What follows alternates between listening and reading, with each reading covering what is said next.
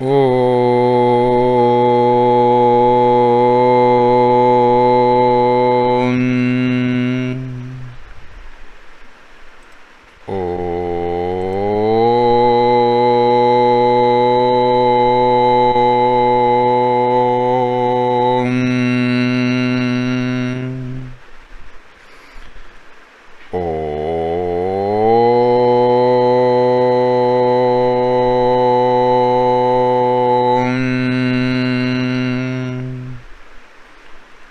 श्री गणेशाय नमः।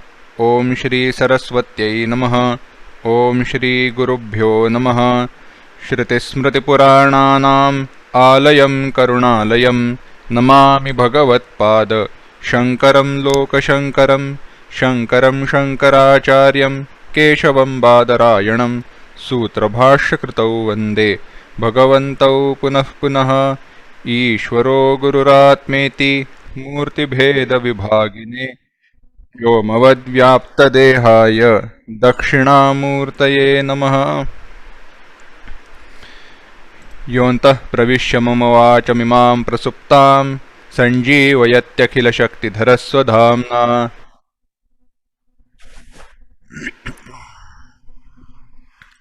अन्यांश हस्तचरणश्रवणत्वगादीन् प्राणान् नमो भगवते पुरुषाय तुभ्यम्। सुखं वंशी विभूषितकरान्नवनीरदाभात् पीताम्बरादरुणबिम्बफलाधरोष्ठात् पूर्णेन्दुसुन्दरमुखादरविन्दनेत्रात् कृष्णात् परं किमपि तत्त्वमहं न जाने।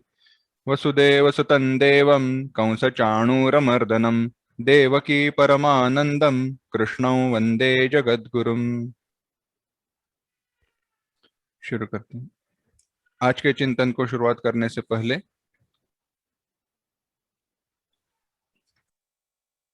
12वें श्लोक से लेके 17वें श्लोक तक एक साथ पढ़ेंगे। ये चैव सात्विका भावाः राजसास्तामसाश्च ये मत्त एवेति तान् विद्धि न त्वहं तेषु ते मयि। त्रिभिर्गुणमयैर्भावैः एभिः सर्वमिदं जगत् मोहितं नाभिजानाति मामेभ्यः परमव्ययम्। दैवी ह्येषा गुणमयी मम माया दुरत्यया मामेव ये प्रपद्यन्ते मायामेतां तरन्ति ते। न मां दुष्कृतिनो मूढाः प्रपद्यन्ते नराधमाः माययापहृतज्ञानाः आसुरं भावमाश्रिताः। चतुर्विधा भजन्ते मां जनाः सुकृतिनोऽर्जुन आर्तो जिज्ञासुरर्थार्थी ज्ञानी च भरतर्षभ। तेषां ज्ञानी नित्ययुक्तः एकभक्तिर्विशिष्यते प्रियो हि ज्ञानिनोत्यर्थम् अहं स च मम प्रियः। भगवान कहते हैं मेरा भजन लोग 4 प्रकार से करते हैं, या मेरा भजन करने वाले लोग 4 प्रकार के होते हैं। कौन से वो प्रकार है? तो कहते हैं आर्त, जिज्ञासु, अर्थार्थी और ज्ञानी।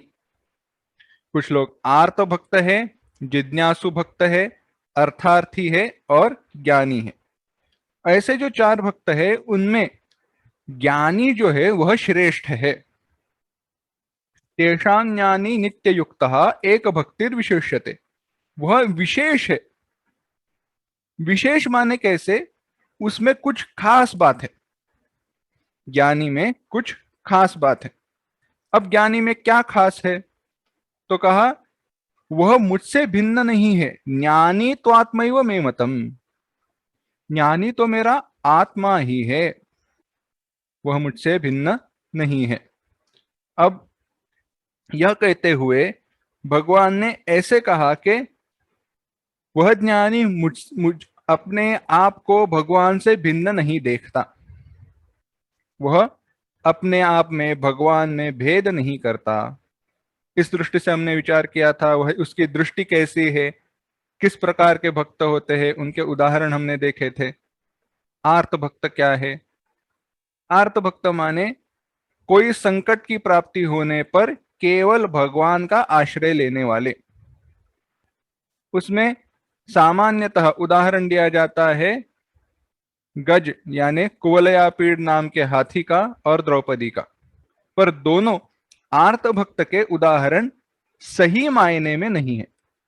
अगर अर्थ लेना है आर्त भक्त कौन है, तो उत्तम उदाहरण है उत्तरा का। क्योंकि चाहे द्रौपदी हो या चाहे कुवलयापीड़ हो, दोनों ने संकट की प्राप्ति होने पर किसी दूसरे के, भगवान से अन्यत किसी दूसरे व्यक्ति का, पदार्थ का आश्रय लिया। कुवलयापीड़ को लगा मैं अपने बल के ऊपर, अपने बल के द्वारा इस मगरमच्छ के ऊपर विजय प्राप्त कर सकता हूं। द्रौपदी ने अपने पतियों की, सभा में उपस्थित श्रेष्ठों की प्रार्थना की और अंत में भगवान का आश्रय लिया। परंतु उत्तरा ने सबसे पहले अगर किसी का आश्रय लिया है तो वह भगवान का आश्रय लिया है। त्राहि त्राहि महादेव देव देव जगतपते शरण्यम त्वदन्यत, मैं, तुम मेरी रक्षा करो, मैं तुम्हारे सिवा कोई अन्य श्रवणम न पश्ये। दूसरा कोई शरण्य, जिसे शरण जाना चाहिए, ऐसी व्यक्ति, ऐसा कोई मैं नहीं देखती हूं। शरण्यमन्यद्यद हम न जाने, दूसरा कोई नहीं है। यह जब तक विचार, यह जब तक भाव नहीं होता, तब तक उस शरणागति को कोई अर्थ, कोई गहराई प्राप्त नहीं होती। तो अब यहां पे प्रश्न आता है, हमने क्या था, बाकी तीन है। भगवान ने क्या कहा, मेरे चार प्रकार के भक्त है। आर्त है, जिज्ञासु है, अर्थार्थी है, ज्ञानी है। पर ज्ञानी उसमें श्रेष्ठ है, ज्ञानी में मुझे प्रिय है। पर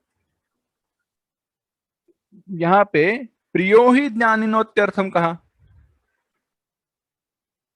ज्ञानी मेरे लिए प्रिय है, तो क्या बाकी कोई भगवान को प्रिय नहीं है? तो ऐसी बात नहीं है। भगवान कहते हैं, 18वां श्लोक देखना, उदारा सर्व एवैते ज्ञानी त्वात्मैव मे मतम्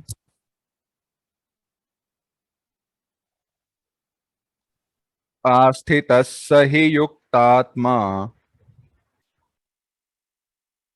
मामेवानुत्तमां गतिम्।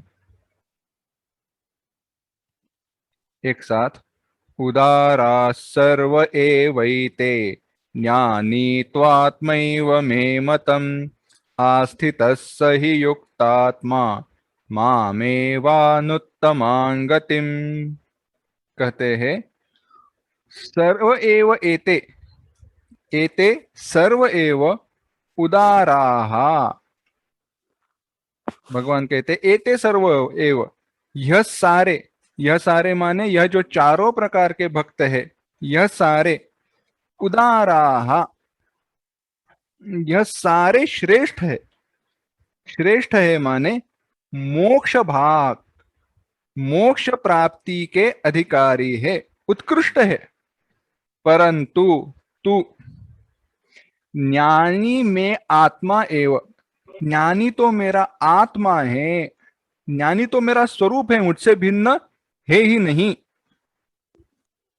ही क्यों? सहा युक्त आत्मा, वह जो युक्त आत्मा है, वह जो ज्ञानी है, माम एव उत्तमाम गतिम आस्थितः, माम उत्तमाम गतिम एव, माम मुझे, उत्तम गति को, मुझे और उत्तम गति को समानाधिकरण है। क्या है हम देखेंगे विचार। मुझे और मत प्राप्ति रूप उत्तम गति को, भगवत प्राप्ति रूप उत्तम गति को प्राप्त करने के लिए आस्थितः, प्रवृत्त हुआ रहता है।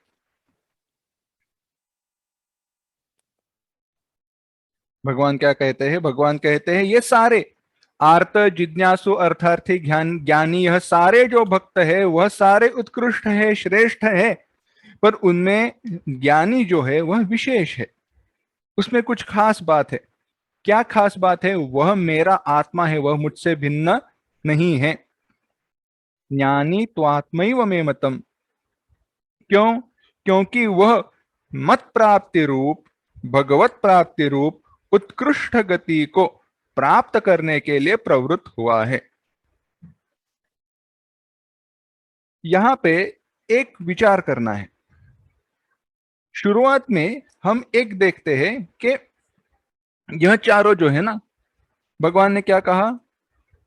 उदारा सर्व एवैते, उदाराः, उदर्यते, उत और रु, यह धातु, रु गति प्रापणयोः।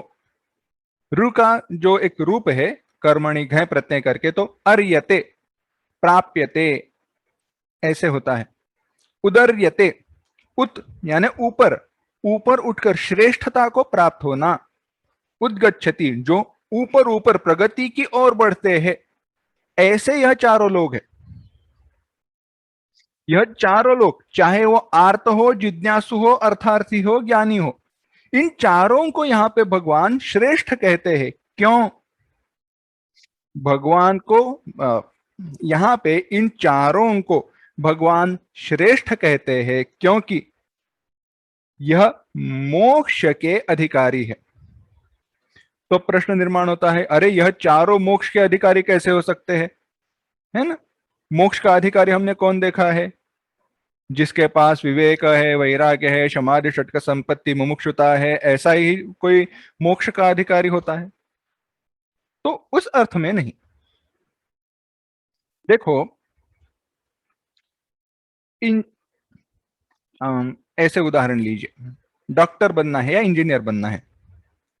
डॉक्टर या इंजीनियर बनने का सबसे पहला अधिकार क्या है? सबसे पहला मूल अधिकार, अगर डॉक्टर बनना है या इंजीनियर बनना है, तो सबसे पहला अधिकार क्या है? वह प्राप्त करने की इच्छा जिसमें है, इच्छा होना, यह पहला अधिकार। किसी को पता ही नहीं है डॉक्टर क्या होते हैं, किसी को पता ही नहीं है इंजीनियर क्या होते हैं, या कोई मानता ही नहीं, वैसे बनने की मन में इच्छा ही नहीं है, तो क्या हुआ? इंजीनियर या डॉक्टर बनेगा? नहीं बनेगा। वो बनने की इच्छा ही नहीं रखता है। इसी प्रकार से जो भगवान का अपने से अन्यत स्वतंत्र अस्तित्व मानते ही नहीं है, जो भगवान के अस्तित्व को ही नहीं मानते, क्या वह भगवत प्राप्ति के लिए प्रयत्न कभी करेंगे? नहीं कर सकते। दो भाग करते हैं सारे लोगों में। एक, इस दृष्टि से देखना, एक अन्य चेतन पदार्थ को मानने वाले, व्याख्या की दृष्टि से देखते हैं, पारिभाषिक दृष्टि से अन्य चेतन पदार्थ को मानने वाले और न मानने वाले। अगर आप कठोपनिषद पर गौर दें, गौर फरमाए, तो देखना वहां पे दो प्रकार के प्रश्न पूछे गए।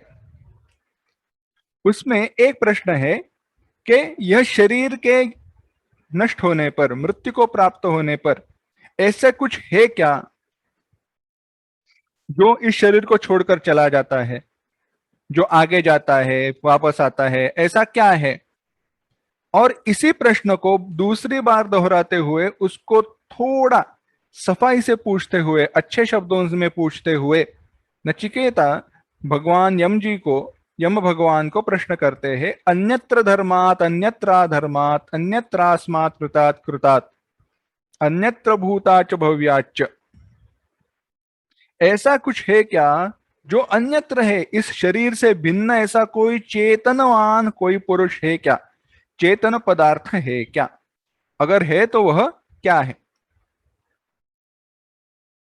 कहने की बात यह है, सामान्य सी बात है, अगर कोई व्यक्ति अपने से भिन्न चेतन पदार्थ को, जो स्वतंत्र है, जो सर्वशक्तिमान है, सर्वश्रेष्ठ है, ऐसे पदार्थ को ही नहीं मानता, तो क्या वह व्यक्ति भगवत प्राप्ति के लिए प्रयत्न करेगा, मोक्ष की प्राप्ति के लिए प्रयत्न करेगा?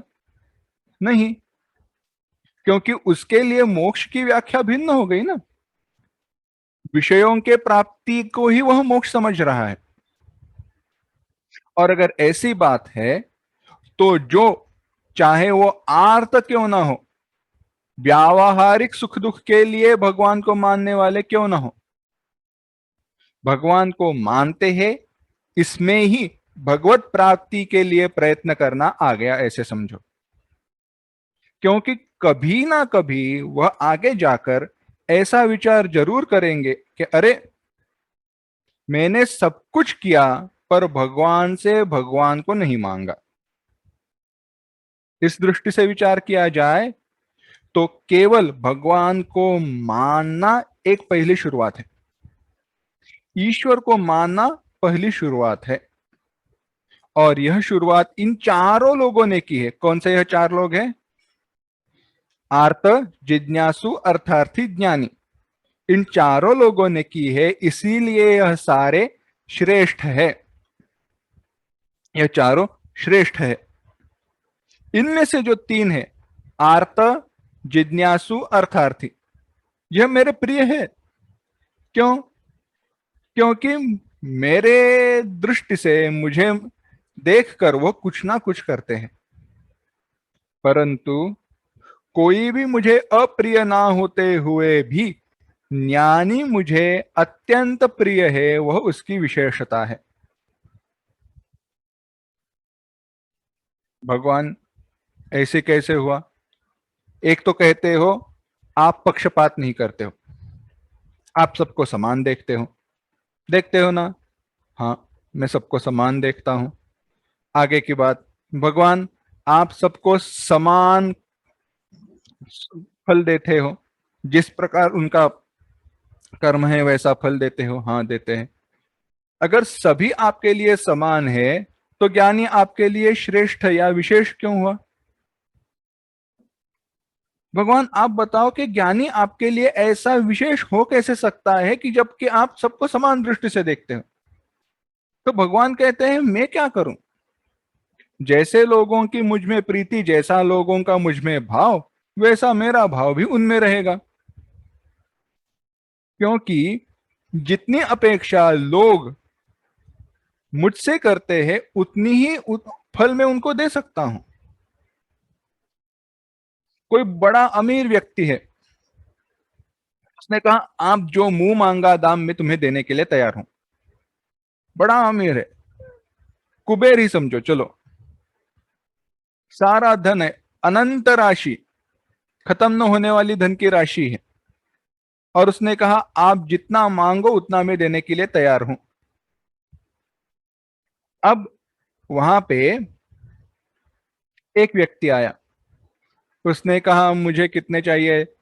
1 अरब रुपए चाहिए। इसने कहा ले लो। दूसरा व्यक्ति आया, दूसरे ने कहा मुझे 100 अरब चाहिए, दे दिए। तीसरे ने कहा मुझे 1000 अरब चाहिए, इतने सारे रुपए, चलो ले लो। चौथा व्यक्ति आया, उसने कहा मुझे आपका पद चाहिए, जिस पद पर आप बैठे हो और जिस पद पर बैठकर आप इतना दान धर्म कर रहे हो, वह पद ही मुझे चाहिए। तो वह जो कुबेर था, वह व्यक्ति था, उसने इस चौथे व्यक्ति को गले लगा लिया। अब इन चारों में श्रेष्ठ कौन है? चौथा व्यक्ति हुआ ना। उदाहरण की दृष्टि से देखा जाए तो क्या सब में अलग अलग प्रीति थी उस व्यक्ति की, अलग अलग भाव था? नहीं, बात सामान्य है। वह सब कुछ देने के लिए तैयार है पर हम मांगते नहीं है।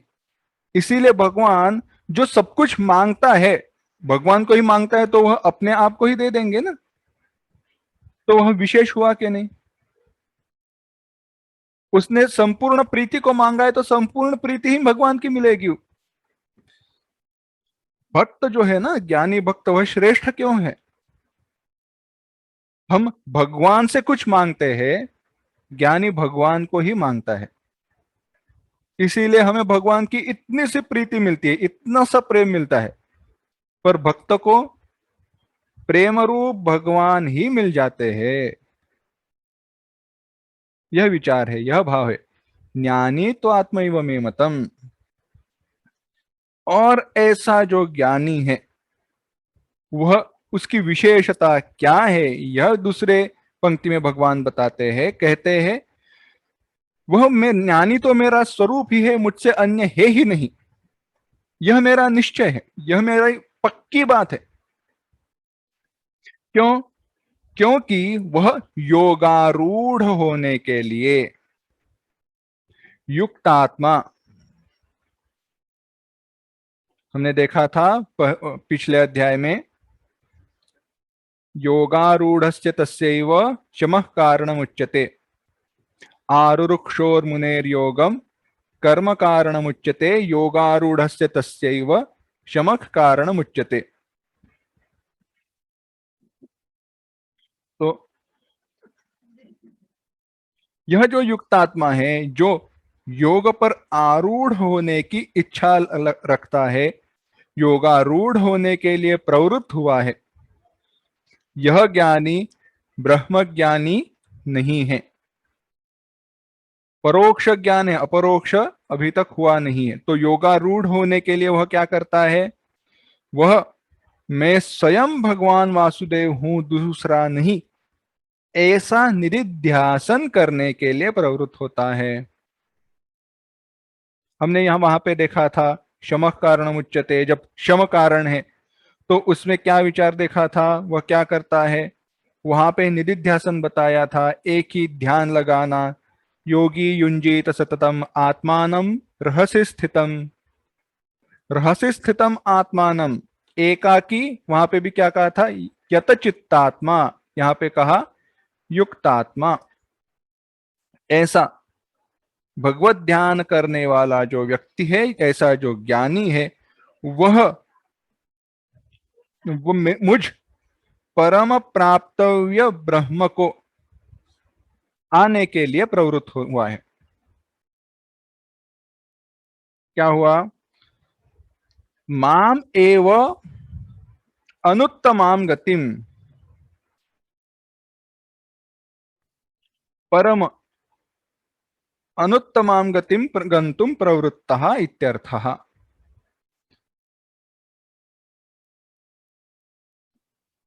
इस प्रकार से विचार करना, सबसे श्रेष्ठ परम गति इस जगत में कौन सी है? गति माने गंतव्य स्थान, प्राप्तव्य, जो कुछ भी प्राप्त किया जा सकता है, ऐसा। ऐसा जगत में सर्वश्रेष्ठ क्या है जिसे हम प्राप्त कर सकते हैं? केवल और केवल भगवान ही है। और उस भगवत प्राप्ति के लिए प्रयत्न करने वाला यह, किसके लिए प्राप्ति के लिए प्रयत्न कर रहा है? मेरी प्राप्ति के लिए। इसीलिए वह श्रेष्ठ है। अब ऐसा कहने पर भगवान ज्ञानी की स्तुति करते हैं, सराहना करते हैं। कहते हैं, बहूनां जन्मनामन्ते ज्ञानवान् मां प्रपद्यते, वासुदेवः सर्वमिति स महात्मा सुदुर्लभः। एक साथ, बहूनां जन्मनामन्ते ज्ञानवान् मां प्रपद्यते, वासुदेवः सर्वमिति स महात्मा सुदुर्लभः। ज्ञानवान, जो ज्ञानी है, वह बहूनाम जन्मनाम अन्ते, बहूनाम जन्मनाम अन्ते, बहुत सारी जन्मों के बाद, अनेक जन्मों के अंत में, वासुदेवः सर्वम इति, यह सब कुछ वासुदेव ही है, ब्रह्म ही है, ऐसे कहते हुए माम प्रपद्यते, मुझे प्राप्त होता है, सहा महात्मा, वह ज्ञानी, दुर्लभ, अत्यंत दुर्लभ है, पाने के लिए अत्यंत मुश्किल है, ऐसे आदमी बहुत कम मिलते हैं, आसानी से नहीं मिलते, नहीं प्राप्त होते। भगवान कहते हैं अनेक जन्मों के अंत में वासुदेव सर्वम, सब कुछ वासुदेव ही है, यह सब कुछ जो भी दिखाई दे रहा है, जो भी जगत है, वह कुछ अन्य कुछ न होकर ब्रह्म, ईश्वर, भगवान ही है, ऐसे कहने वाला वह ज्ञानी, ज्ञानवान महात्मा माम प्रपद्यते, मुझे प्राप्त होता है, और ऐसा ही महात्मा सुदुर्लभ, पाने के लिए अत्यंत दुर्लभ है।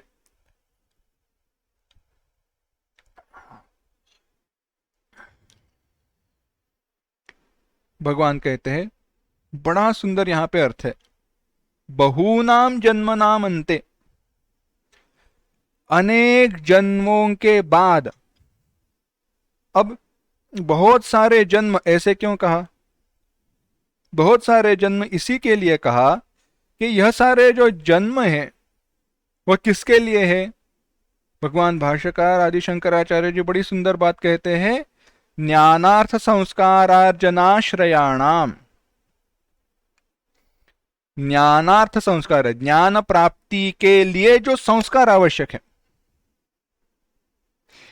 ज्ञान भगवत प्राप्ति के लिए भगवत ज्ञान आवश्यक है, भगवत ज्ञान की प्राप्ति के लिए ज्ञान प्राप्ति के संस्कार आवश्यक है, और ज्ञान प्राप्ति के लिए आवश्यक संस्कारों का संग्रह जिस में किया जाता है, जब किया जाता है, ऐसे बहुत सारे जन्मों की अंत में। बोलते बोलते मैं थक गया, तो कितने सारे जन्म लगेंगे सोचो।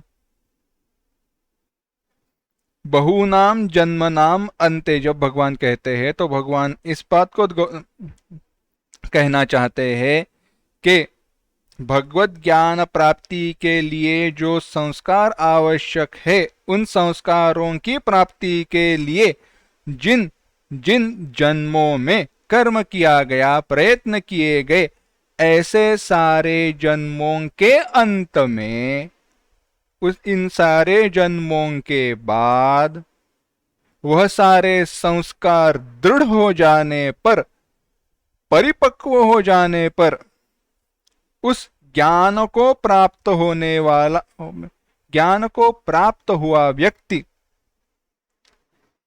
अपने हृदय में स्थित परमात्मा को, वासुदेव को ही, सब कुछ वासुदेव ही है, सब कुछ भगवान ही है। अब यहां पे वासुदेव माने भगवान कृष्ण का जो विग्रह है वह नहीं, वसुदेव जी के पुत्र नहीं, वासुदेव यह भगवान का लक्षण बताया गया।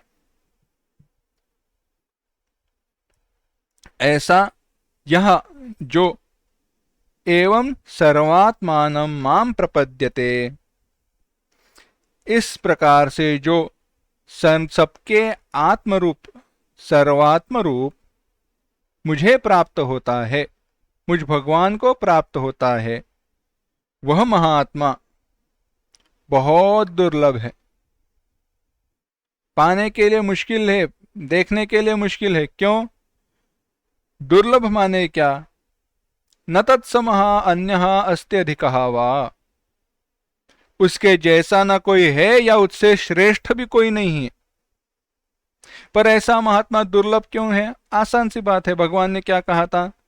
मनुष्याणाम सहस्रेषु कश्चिद् यतति सिद्धये, यततामपि सिद्धानाम कश्चिन्मां वेत्ति तत्वतः। कहा बहुनाम जन्मनाम अन्ते, अनेक जन्मों के अंत में ज्ञानी मुझे प्राप्त होता है। ज्ञानवान नहीं, बहुनाम जन्मनाम अंत नहीं, क्या कह रहे थे हम, हाँ, हजारों लोगों में, बहुत सारे लोगों में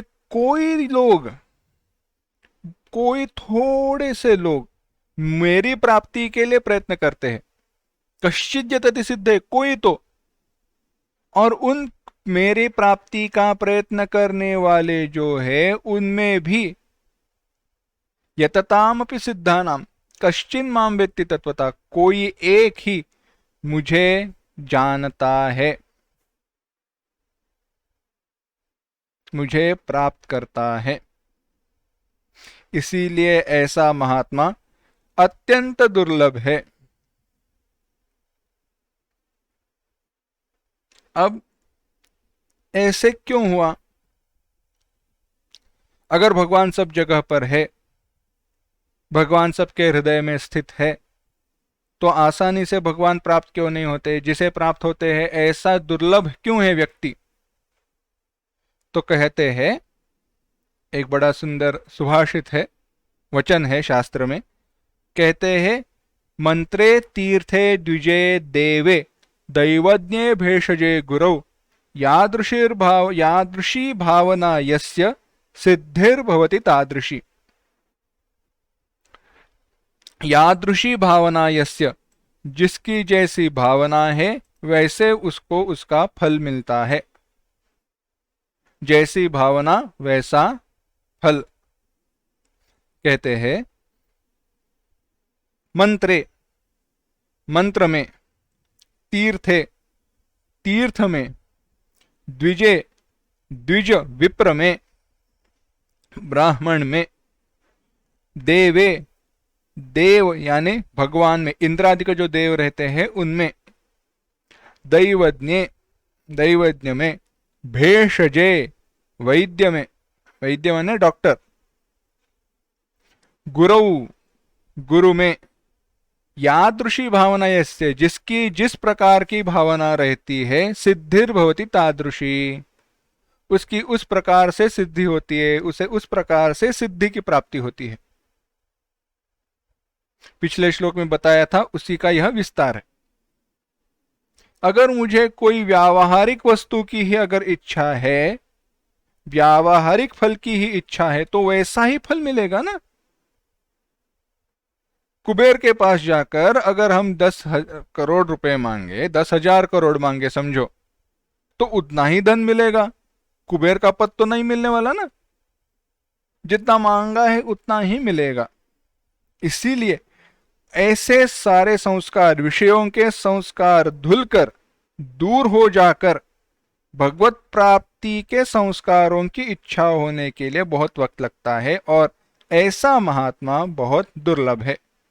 ऐसी इच्छा करने वाला व्यक्ति दुर्लभ है, आसानी से प्राप्त नहीं होता। अब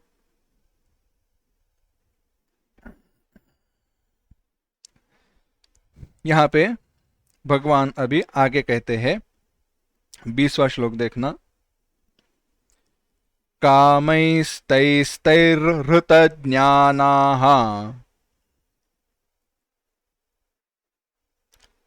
प्रपद्यन्तेऽन्यदेवताः तं तं नियममास्थाय प्रकृत्या नियता स्वया।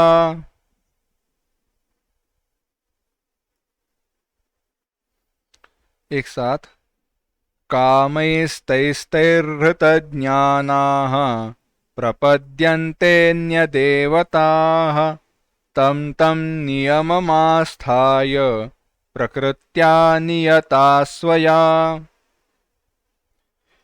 भगवान कहते हैं, तैहि कामैहि, वह कामनाओं के कारण, कामनाओं के द्वारा, वह यानी पुत्र, पशु, स्वर्गादिकों की इच्छाओं के द्वारा,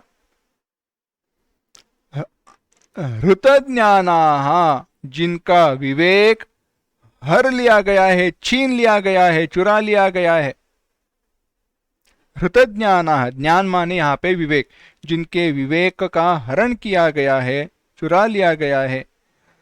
अन्य देवता प्रपद्यन्ते, कैसे? स्वया प्रकृत्या, अपनी प्रकृति के द्वारा, नियता, कंट्रोल किए गए, नियत किए गए, वैसे यह व्यक्ति नियता स्वम प्रकृत्या, अपनी प्रकृति के द्वारा, तम तम नियमम, उस नियम को, आस्थाय, आश्रित होकर, आश्रय लेकर, उस नियम का आश्रय लेकर, अन्य देवता प्रपद्यन्ते, अन्य देवता, दूसरे किसी देवता को, प्रपद्यन्ते, शरण जाते हैं। कहते हैं यह सारा जो जगत है ना, भगवान यहाँ पे कह रहे हैं, वह आत्मस्वरूप वासुदेव ही है। भगवान में जगत में कोई ऐसी जगह नहीं जहां पे भगवान है नहीं।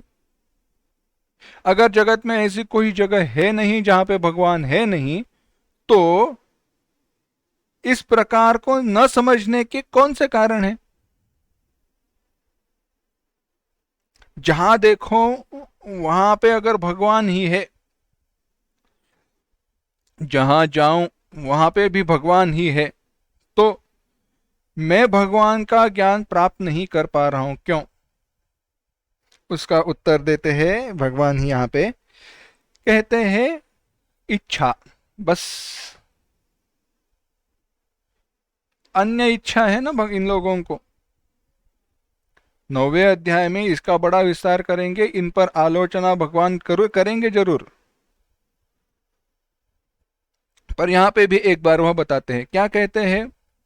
जैसी उनकी इच्छा है, काम ही तई काम ही, उन कामनाओं के कारण। एक आत्म परीक्षण करके देखते हैं। दिन में 24 घंटे रहते हैं, 24 घंटों में से 10 घंटों को या 12 घंटों को हम बाजू में रखते हैं, क्यों? सोना, खाना, पीना जो भी है वह 12 घंटों में हुआ। बचे हुए 12 घंटों में हम कितनी बार भगवान को भगवत प्राप्ति की इच्छा से पुकारते हैं? भगवान को पुकारना अलग बात है और भगवत प्राप्ति की इच्छा से भगवान को पुकारना अलग बात है। हम भगवान को पुकारते जरूर है, भगवान को मांगते जरूर है, भगवान को बुलाते जरूर है, प्रार्थना जरूर करते हैं, पर किसके लिए करते हैं? भगवान यह काम हो जाए, या मेरे बेटी की शादी हो जाए, बहू अच्छी मिले, जो भी है वह, पैसा मिले, धन मिले, ज्ञान मिले, बुद्धि मिले, और इसके लिए जो भी उसकी देवता है उसको हम भजते हैं। भगवान यहाँ पे यही करते हैं। अब हुआ ऐसे, उन इच्छाओं के कारण हुआ क्या? मन में इच्छा निर्माण हुई। क्या निर्माण हुई इच्छा? मुझे धन चाहिए। अच्छा, धन चाहिए तो क्या करना चाहिए? अगर धन चाहिए तो धन की जो देवता है, चाहे कुबेर हो, गणेश जी हो, लक्ष्मी जी हो, कुछ भी हो, उन देवताओं की प्रार्थना करनी चाहिए। उन देवताओं की प्रार्थना करने के बाद होगा क्या? वह प्रसन्न होकर मुझे मेरा इच्छित जो मेरा जो फल है वह दे देंगे। परंतु इन सारे कष्टों में या इन सब में एक बात हम भूल जाते हैं, अरे जिनके पास हम धन मांग रहे हैं वह तो स्वयं भगवान ही है ना, है या नहीं? है, पर यह विवेक हमारा नष्ट हो जाता है। किसके कारण नष्ट हुआ? इच्छा के कारण नष्ट हुआ, कामनाओं के कारण नष्ट हुआ। इसीलिए कहते हैं कामनाओं के द्वारा जिनका विवेक हर लिया गया है। हमने देखा था, काम एष क्रोध एष रजोगुण समुद्भव महाशनो महापापमा विध्येनमिह वैरिणम। यह काम क्रोध जो है, यह इच्छाएं हैं, राग द्वेष जो है, वह सारे हमारे शत्रु है, वैरी है। क्यों? क्योंकि यह हमारे ज्ञान को छीन लेते हैं, हमारे विवेक का हरण कर लेते हैं। भगवान कहते हैं ऐसे ही होता है। ऐसा जो व्यक्ति है इन अन्य पदार्थों की इच्छा के आश्रय के कारण उन्हीं की प्राप्ति की इच्छा करता है, और बाद में जाकर होता ऐसे है, तम तम नियमम आस्थाय, नियमम देवताराधन प्रसिद्धः यो नियमः तम। समझो ऐसे। अब बताओ, कहते हैं धन की प्राप्ति करनी है अगर, तो कनकधारा स्तोत्र है 108 बार पढ़ो। पता नहीं, मैं ऐसे उदाहरण ले रहा हूं। यह स्तोत्र पढ़ो, यह पूजा करो, यह यज्ञ करो। अब अगर यज्ञ करनी है, पूजा करनी है, अनुष्ठान करना है, तो उनके नियमों का पालन करना पड़ेगा, उन नियमों का आश्रय लेना पड़ेगा, उन सारे साधनों का आश्रय लेना पड़ेगा, और उन सारे साधनों का आश्रय लेने के बाद प्राप्त क्या होने वाला है? ऐहिक सुख ही प्राप्त होने वाला है, पारलौकिक सुख नहीं मिलेगा। और उन नियमों के लोग शरण जाते हैं, उन साधनाओं के शरण जाते हैं, पर कोई भगवान के शरण में नहीं जाता। उसमें उन सारे जो कामी लोग हैं, इच्छा रखने वाले लोग हैं, उनमें से कुछ लोग थोड़े से भिन्न हैं। भगवान कहते हैं यो यो याम याम तनुम भक्तः श्रद्धयार्चितुमिच्छति तस्य तस्याचलां श्रद्धां तामेव विदधाम्यहम्। यो यो यां यां तनुं भक्तः श्रद्धयार्चितुमिच्छति तस्य तस्याचलां श्रद्धां तामेव विदधाम्यहम्। तो कहते हैं यो यहाँ कामी, जो भी, यो यो याम याम, यह जो जो, याम याम जिस जिस, तनुम भक्तः शरीर में भक्ति रखने वाला है, इच्छा रखने वाला है, भक्तः कामी भक्त, श्रद्धयार्चितुमिच्छति जैसी श्रद्धा है उस श्रद्धा के द्वारा अर्चितुम पूजा इत्यादि करने की इच्छति रखता है, इच्छा रखता है, तस्य तस्य उसकी उस वह, ताम एव श्रद्धाम उसी श्रद्धा को, अहम अचलाम विदधामि मैं अचल कर देता हूं, स्थिर कर देता हूं। भगवान कहते हैं जो भी कामी भक्त जिस जिस देवता के शरीर की, देवता शरीर की पूजा करने की इच्छा रखता है, उस इच्छा में, उस श्रद्धा में मैं उनको स्थिर कर देता हूं। जो भी कोई सकाम भक्त है, जो भी कोई सकाम भक्त है, जिस जिस देवता स्वरूप का श्रद्धा और भक्ति युक्त होकर अर्चन पूजन इत्यादि करते हैं ना, उस या अर्चन पूजन करना चाहते हैं, उन भक्तों की देवता विषयक उस श्रद्धा को मैं स्थिर कर देता हूं। तो हमारी जो व्यावहारिक इच्छा के दृष्टि से भगवान के प्रति प्रीति है, भगवान कहते हैं उनमें मैं इनको स्थिर कर देता हूं। ताम एव विदधाम्यहम्, तात्पर्य यह है पुरुष पहले अपने स्वभाव के अनुसार, पुरुष पहले अपने स्वभाव के अनुसार प्रवृत्त हुआ सा, जिस श्रद्धा के द्वारा जो भी देवता में अपने स्वरूप या जो भी देवता के स्वरूप का पूजन करना चाहता है, उन पुरुषों की वैसी श्रद्धा को मैं स्थिर कर देता हूं, भगवान कहते हैं। यानी अगर भगवान गणेश जी की कोई प्रार्थना पूजा करना चाहता है, अच्छा ठीक है, रहने दो।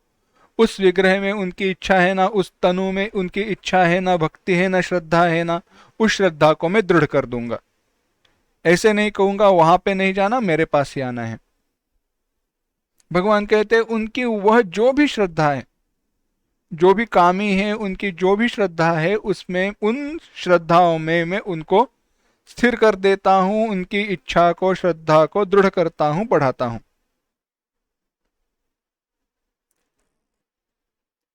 और उसका परिणाम क्या होता है?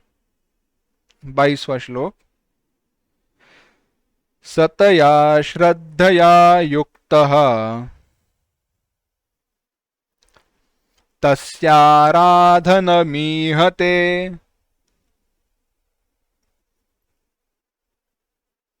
लभते च ततः कामान् मयैव विहितान् हितान्।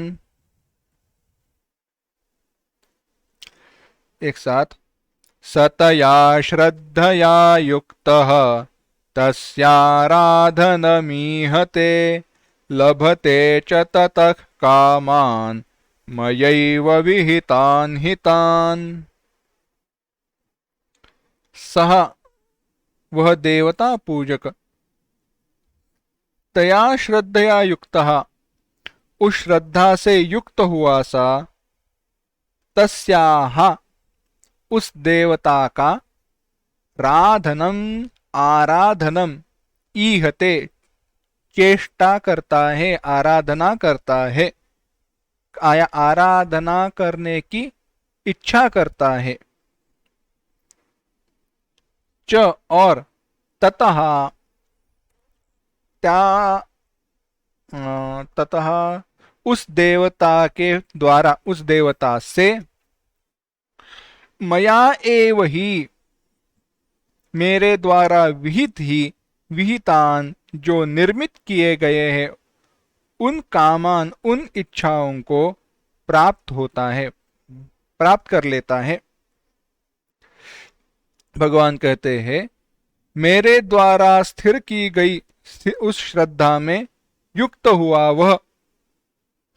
पहले क्या किया भगवान ने? अच्छा, तुम्हारी इच्छा क्या है? ज्ञान प्राप्ति की इच्छा है। ज्ञान प्राप्ति कैसा? लौकिक ज्ञान, बुद्धि अच्छी करनी है, इसलिए आपने किनकी प्रार्थना की? भगवान गणेश जी की प्रार्थना की। तो उस श्रद्धा, अब ज्ञान की प्राप्ति के लिए चाहे वह व्यक्ति की श्रद्धा भगवान गणेश जी को में क्यों ना हो, मैं उस श्रद्धा को दृढ़ करता हूं, स्थिर करता हूं। उस देवता के स्वरूप की सेवा पूजा करने में वह तत्पर होता है, और उस आराधित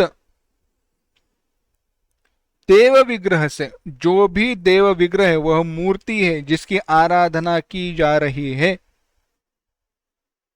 उस विग्रह से कर्म फल विभाग को जानने वाले मुझ सर्वज्ञ ईश्वर द्वारा, तस्याराधम लभते च ततः कामान, अभी इसका चिंतन कर रहे हैं। उस देवता की आराधना करने के बाद ईप्सितान कामान लभते, जो भी इच्छित काम है उनको वह प्राप्त कर लेता है। करना ही चाहिए। क्यों करना चाहिए? क्योंकि उन विषयों के प्राप्ति के लिए उसने प्रयत्न जो किए हैं, पुरुषार्थ जो किया है, कर्म अगर किया है तो कर्म फल मिलेगा। और ऐसे भोगों को प्राप्त कर लेने पर यह जो सारे भोग है, जो भी कुछ उसे इच्छित मिलता है ना उस पूरी साधना के द्वारा, वह कहां से आता है? ऐसे ही तो नहीं आता। जो कुछ भी भगवान ने निर्माण किया है वहीं से आता है। लभते च ततः कामान मयैव विहितान हितान, मेरे द्वारा प्राप्त किए गए ही जो है विचार है उनको प्राप्त कर लेता है। अब आगे भगवान कहते हैं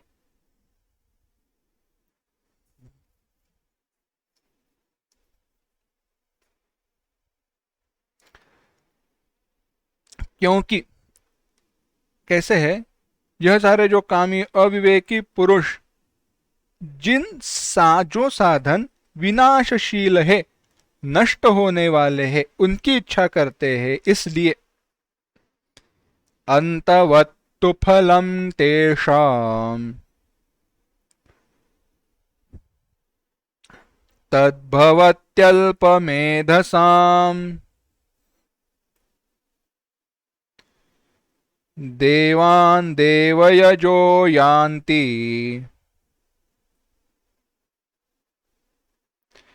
मद्भक्ता यान्ति मामपि।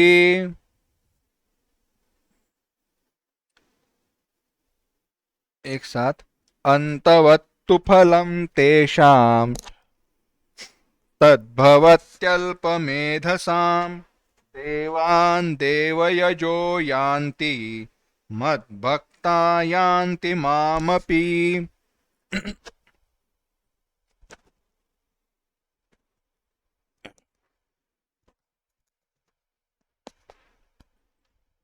माफ करना,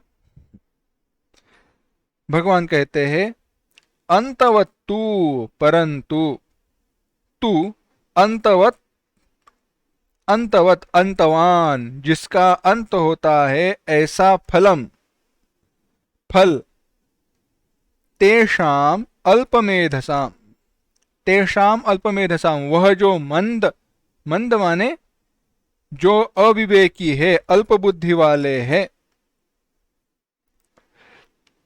उन लोगों को प्राप्त होता है। और कैसे है, देवयजहा, देवयजहा देवताओं की पूजा करने वाले, देवान उस अल्प देवताओं को, छोटे छोटे जो देव है, उनको वह प्राप्त होते हैं। परंतु मद्भक्ता माम अपि यान्ति, मेरे जो भक्त है वह मुझे ही प्राप्त होते हैं। भागवत में चिंतन आया, विषयान् ध्यायतश्चित्तम् विषयेषु विषज्यते भगवन्तं ध्यायतश्चित्तम् भगवत्येव प्रलीयते। विषय का ध्यान करने वाला चिंतन विषय में ही चला जाता है और भगवान का ध्यान करने वाला चित्त भगवान को ही प्राप्त होता है। इस पर थोड़ा यहां तक जो भी हमने देखा, इस सब का एक विचार करते हैं। शुरुआत कहां से हुई? 4 प्रकार के भक्तों से शुरुआत हुई। 4 प्रकार के भक्त, आर्त, जिज्ञासु, अर्थार्थी और ज्ञानी। इनमें भगवान ने कहा जो ज्ञानी है वह श्रेष्ठ है। ज्ञानी श्रेष्ठ क्यों है? वह नित्य मेरा चिंतन करता है, मेरे प्राप्ति की इच्छा रखता है और केवल मेरा मेरा ही ध्यान करता है।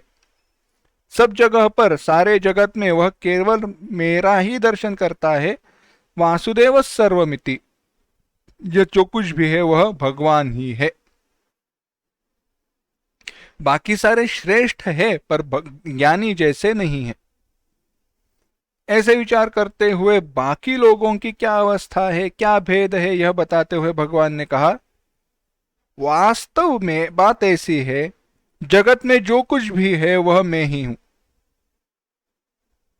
दृष्टि में भेद है, विचारों में भेद है, मन की अवस्था में भेद है। जगत का सब कुछ, जगत में जो कुछ भी है वह भगवान से भिन्न बिल्कुल भी नहीं है। उसमें भगवान से भिन्न कुछ भी नहीं, नहीं है ना? नहीं है। परंतु बात ऐसी हुई, भगवान से भिन्न जगत में कोई वस्तु ना है, फिर भी वहां पे जैसा हमारा भाव, जैसी हमारी इच्छा, वही हमें प्राप्त होगा। इसीलिए वास्तव में है भगवत स्वरूप, निर्गुण ब्रह्म कहो चाहे तो, परंतु किसी सगुण रूप से, अल्प फल की इच्छा से कोई सगुण रूप देकर उसकी हम प्रार्थना करते हैं। भगवान गणेश जी, देखो, प्रार्थना करनी चाहिए, ऐसी प्रार्थना करे तो भी बुरा नहीं है, पर वह श्रेष्ठ नहीं है। गणेश जी की प्रार्थना करनी चाहिए, करनी चाहिए। क्यों? बुद्धि तो हमें चाहिए ना भगवत ज्ञान के लिए। कोई तो एक अच्छा सा विचार होना चाहिए, पर वह भाव शुद्ध होना चाहिए। हम क्या करते हैं, भगवान गणेश जी की, लक्ष्मी जी की उपासना करते हैं, पर किसके लिए? धन के लिए। हमारे एक मित्र है, उन्होंने उदाहरण कहा, बताया। उन्होंने कहा दो, देखो कैसे उपासना का परिणाम होता है, ऐसे बताते हुए कहा, एक दो व्यक्ति थे, यह सचमुच की कथा नहीं है, पर उपदेश के लिए की गई, बनाई गई कथा है, बताई गई कथा है। दो व्यक्ति थे। एक व्यक्ति था जिसने केवल लक्ष्मी जी की उपासना की। क्यों? क्योंकि धन की प्राप्ति करनी है, लक्ष्मी धन के प्राप्ति के लिए उपासना की। एक ने धन और विद्या दोनों के प्राप्ति के लिए उपासना की। पहले ने कहा विद्या प्राप्त करके करना क्या है, अंत में उस विद्या के द्वारा पैसे ही तो कमाने हैं ना, धन ही तो कमाना है ना, धन ही के पूरा प्रयत्न धन के प्राप्ति के लिए ही करेंगे। कर लिए, दोनों की उपासना सफल हुई। जैसी उपासना वैसा फल। जिसने केवल लक्ष्मी की प्राप्ति के लिए उपासना की थी, उसको बहुत पैसा मिला, बहुत धन प्राप्त हुआ। और यह जो दूसरा व्यक्ति था, उसको उतना धन मिला नहीं, पर विद्वत्ता प्राप्त हुई। अब देवी की उपासना, मैं लक्ष्मी जी की उपासना कह रहा हूं, पर देवी की उपासना कह लेना, तो लक्ष्मी स्वरूप देवी की उपासना, क्या उसी रूप की उपासना करने वाले को किसी ने बताया मैं आपको 10 करोड़ रुपए दूंगा, पर एक करके दिखाना। क्या? ये तीसरा जो मंजिला, ये बिल्डिंग है ना, ये तीसरा माला है, वहां से नीचे कूदना है। तीसरे माले का जो छज्जा है, उसके ऊपर से नीचे कूदना है जमीन पे, 10 करोड़ रुपए आपको मिलेंगे। पहले व्यक्ति ने कहा ठीक है, और चला गया कूदने के लिए। उसका जो मित्र था, दूसरा व्यक्ति था, उसको भी बताया गया, उसने कहा नहीं, कोई आवश्यकता नहीं है। अब हुआ क्या है, धन की आसक्ति पहले की इतनी हो गई कि उसका विवेक चला गया। अरे तीसरे माले से कूदने पर अगर मैं जिंदा ही नहीं रहूंगा तो धन क्या क्या किसे मिलेगा, प्राप्त करके क्या करना है, कोई फायदा नहीं। पर हुआ क्या, भेद क्या है, कथा का संदर्भ बाजू में रखते हैं। कथा में क्या हुआ, बस एक ही बात हुई, दो व्यक्तियों ने उपासना की। एक ने देवी की उपासना केवल और केवल धन के प्राप्ति के लिए की, दूसरे व्यक्ति ने उपासना केवल धन के प्राप्ति के लिए ना करते हुए विद्या और धन दोनों के प्राप्ति के लिए की। जिसको धन के प्राप्ति की इच्छा थी, उसको किसी ने बताया मैं तुम्हें तीसरे माले से कूदने के 10 करोड़ रुपए दूंगा। वह कूदने के लिए चल पड़ा। दूसरे व्यक्ति ने कहा ऐसे मुझे कुछ करना नहीं है, जो कुछ भी मेरे पास मुझे मिला हुआ है वह बहुत अच्छा है। कहने की बात यह है, पहले व्यक्ति का विवेक नष्ट हो गया, दूसरे व्यक्ति का विवेक स्थिर था, जीवित था। पहला व्यक्ति मृत्यु को प्राप्त हुआ, दूसरा व्यक्ति जिंदा रहा। इसी प्रकार से भगवान की प्रार्थना करते हुए कोई विग्रह को लेकर हम अगर लौकिक इच्छाओं, लौकिक भोगों की प्राप्ति करने की इच्छा रखते हैं, लौकिक ही कुछ मांगते हैं, विद्या मिले, धन मिले, पशुधन मिले, पैसा मिले, ऐसे कुछ मांगे तो होगा क्या, चला गया ना विवेक। भगवान को हम कब मांगेंगे, क्योंकि ऐसे साधनों से तो सुख तो नहीं मिलने वाला ना। भगवान वही कहते हैं, मैं उनकी श्रद्धा को दृढ़ करता हूं, दृढ़ करना मेरा कर्तव्य है, पर मैं उस विषय से उनको परावृत्त करके मुझ में लाता नहीं हूं, क्योंकि वह उनकी इच्छा नहीं है। एक थोड़े इसी लाइन में, इसी विषय के संदर्भ में एक विचार बताता हूं, चाहे शायद पहले बताया रहेगा। कई बार हम दुनिया की तरफ देखते हुए ऐसे विचार करते हैं, अरे भगवान अगर सर्वशक्तिमान सर्वशक्तिशाली है तो इस दुनिया को बदलकर अच्छा क्यों नहीं करते। उनके लिए बड़ी आसान बात है, चुटकी भी, केवल मन में संकल्प करे तो दुनिया की सारी बुराई हटकर अच्छाई टिक जाएगी, अच्छाई रह जाएगी। पर भगवान ऐसा नहीं करेंगे, क्योंकि ऐसे भगवान करे तो भी वैसी हमारी इच्छा नहीं है। जब तक हम नहीं सीखते तब तक भगवान हमें कुछ नहीं देंगे, भगवान कुछ नहीं बदलेंगे। अगर भगवान बदल भी दे, अगर हमारी ही बदलने की इच्छा नहीं है, तो जैसे थे, जैसे अभी दुनिया की अवस्था है वैसे ही दुनिया की अवस्था प्राप्त हो जाएगी। इस संदर्भ में जो मुख्य विषय आता है, जो हमें समझना है, चाहे ये देखो, ये तो श्लोक है, इसमें एक ही बात को बार बार दोहराया है। उस बात को बार बार दोहराने से हम में बदल होने वाला नहीं है। हम में अगर हम बदलाव लाना है तो हमें प्रयत्न करने पड़ेंगे।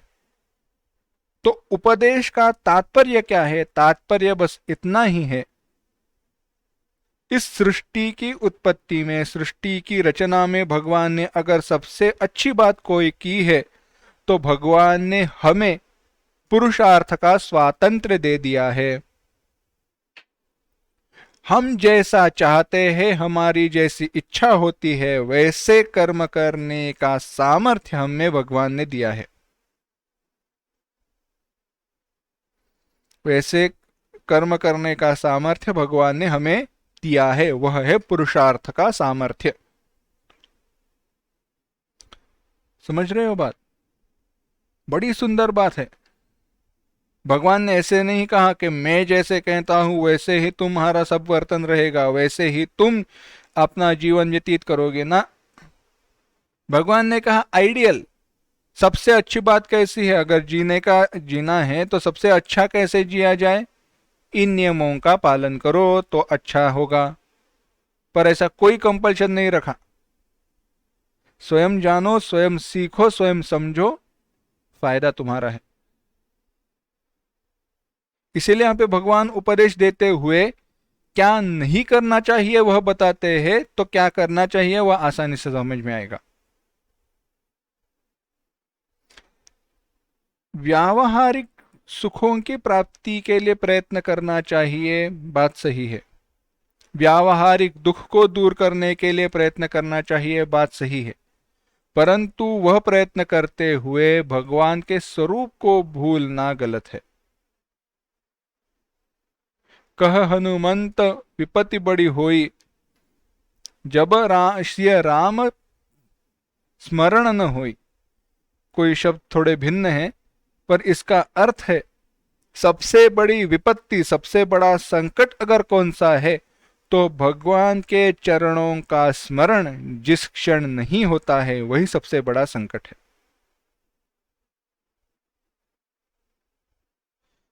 प्रॉब्लम क्या है, परेशानी क्या है, कठिनाई क्या है?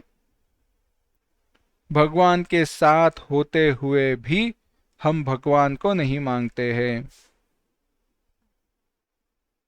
थोड़ा विषम दृष्टांत है, थोड़ा उल्टा है उदाहरण, पर इस संदर्भ में समझने के लिए बड़ा सुंदर है। राजा था, उसकी 50वीं सालगिरह थी।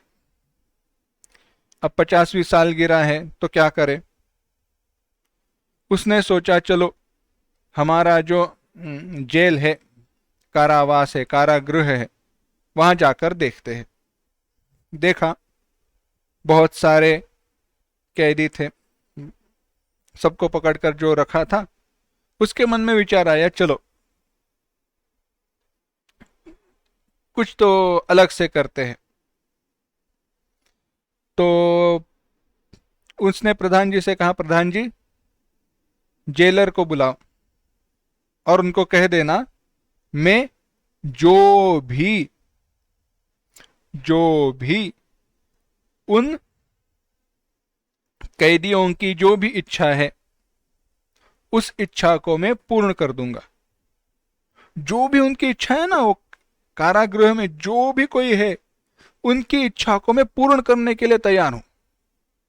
भगवान प्रधान जी ने कहा, महाराज आप ये क्या मांग रहे हो, क्या बोल रहे हो?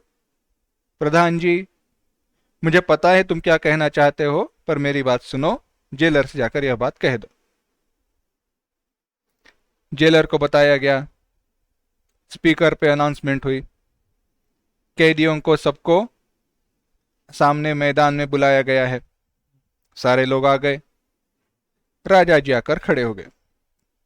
राजा जी ने कहा, देखो मेरी 50वीं सालगिरह है, हमारे राज्य को 500 साल हुए हैं। इस खुशी में तुम्हारी जो भी कोई इच्छा है वह इच्छा मैं पूर्ण करने के लिए तैयार हूं, आकर मांगो। एक एक व्यक्ति आने लगा। किसी ने कहा, जेल में नीचे सोना है तो जो भी रजाई वगैरह रहती है वो ठीक नहीं है, सारे नए दे दो।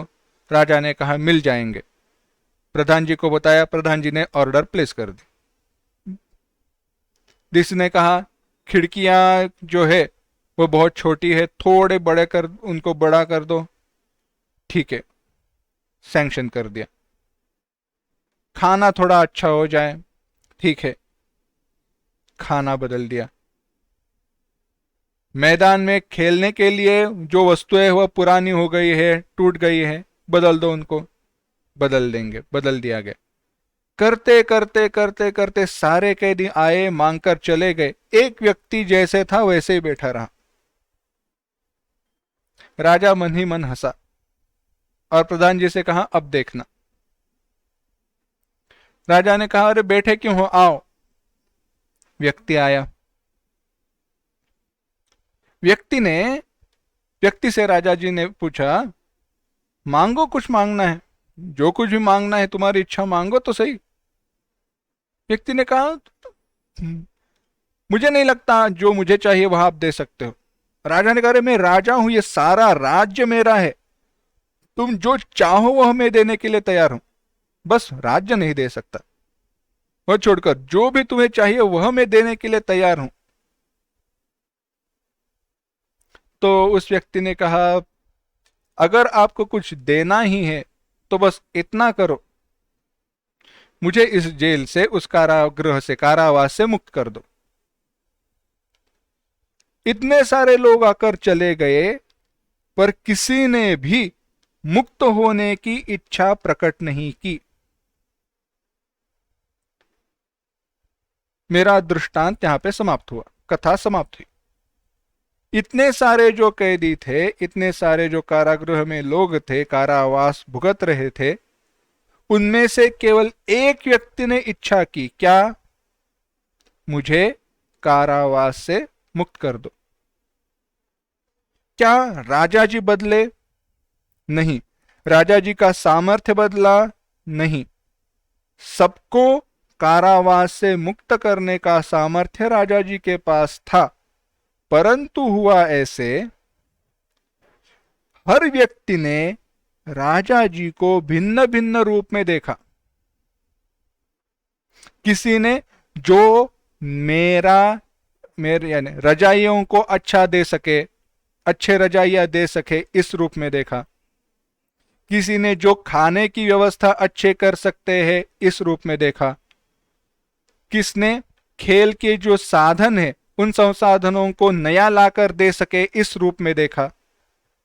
किसी ने कारागृह में जो भी बाकी फैसिलिटीज है उनको अच्छा कर सके, उस रूप में देखा। यानी हुआ ये, हरेक की दृष्टि राजा जी के प्रति भिन्न थी। मांग रहे थे राजा जी से ही, पर दृष्टि भिन्न होने के कारण राजा जी को उन्होंने भिन्न रूप में जैसे देखा, वैसे ही हम हमारे भिन्न भिन्न इच्छाओं के कारण उसी भगवान को देखते हुए भी उनको भिन्न भिन्न रूप में देखते हैं, और उन हमारा इच्छित जो भी फल है उस फल को हमें देकर भगवान हमारी श्रद्धा को दृढ़ करते हैं। क्यों? क्योंकि अगर राजा जी कहते थे नहीं, खाने की व्यवस्था मेरे द्वारा हो नहीं सकती, तो उसका विश्वास राजा जी के ऊपर से जाने वाला है, उस रूप से नहीं। उसका विश्वास किससे जाएगा? अरे राजा जी का सामर्थ्य नहीं है, अरे भगवान का सामर्थ्य नहीं है। कठिनाई यह है, समझो मैं गणेश जी की प्रार्थना कर रहा हूं, पूजा कर रहा हूं, प्राप्त इच्छित फल मुझे मिला ही नहीं। बाकी सारे विचार जाने दो, मैं कर्म का विचार, कर्म सिद्धांत इस विषय में जा नहीं रहा हूं। पर अगर गणेश जी की पूजा उपासना करने के बाद भी मुझे अगर इच्छित फल मिला सा नहीं दिखा, तो मैं क्या कहूंगा? गणेश जी की उपासना का फायदा नहीं है, ऐसे नहीं कहूंगा। भगवान वगैरह कुछ नहीं है, यह कहता हूं। इसीलिए भगवान उस श्रद्धा को दृढ़ करते हैं। क्यों? कहीं ना कहीं आगे जाकर यह व्यक्ति जो विषयों को मांग रहा है, कभी तो जाकर अपने स्वातंत्र को, मोक्ष को मांगेगा ही। पर तब तक यह सारे जो लोग हैं, जैसे कारावासी लोग थे, उनका विवेक जैसे छीना गया था, उसी प्रकार से हमारा भी यह विवेक हमारी इच्छाओं के कारण छीना सा गया है। अब यह सारे लोग इतना सब कुछ होने के बाद भी भगवान की शरण में क्यों नहीं जाते हैं, परमेश्वर की शरण में क्यों नहीं आते हैं, सो भगवान बताएंगे। पर वह विचार हम अगली बार देखते हैं।